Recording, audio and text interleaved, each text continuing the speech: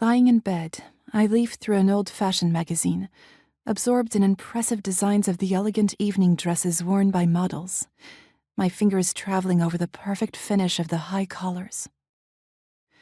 My course in fashion design was abruptly and brutally disrupted in June 1940. I will never forget that cursed day when the Germans invaded Paris. The memory of their grandiose parade makes me shiver. Invaded Paris is not an accurate way to define it. Our army was defeated, and German soldiers simply strolled into the streets of the city. No one tried to prevent them, and no one believed that 3 years later, these cursed invaders would still be here. In my naivete, I believed it was just a bump along the way, that our great leaders would join forces with the British. Stroking the edge of the worn page, I laughed contemptuously. The flag with its swastika was hung at the front of the building, and the classrooms were confiscated and turned into Nazis' offices. But this was only the beginning. When I was told that several of our brilliant lecturers had been accused of communist ideology and disappeared one by one, I still hopped over the bumps and maintained cautious optimism. During this period, we were still meeting once a week at Nita's house. She was a friend from the course who kindly agreed to host us.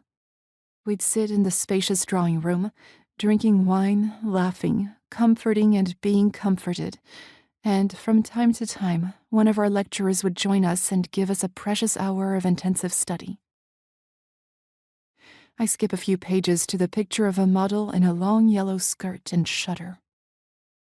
I'd always loved the color yellow. I begged Claude to find me some yellow fabrics. It was such a summery, optimistic color. I loved it until the evening I arrived for a meeting at Nita's and found her wearing a patch in that color on the lapel of her blouse.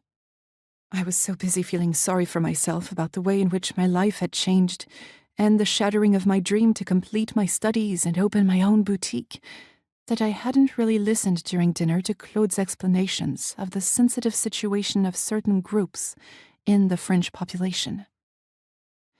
I lived in my own melancholy bubble, completely indifferent to the plight of others. Even during that gathering, I didn't grasp the meaning of the patch. None of the students asked her about it, and Nita didn't volunteer information. At the meeting a week later, only half the girls came, and the guest table was laid with relatively modest food in comparison to previous meetings. This time, Nita spoke. She told us that her father had lost his job as a chemistry lecturer at the university, and her mother, who had never worked a day in her life, had started working in a friend's bakery on the corner of the street. She apologized for being unable to continue hosting us, and asked if we could hold the meetings at one of our houses.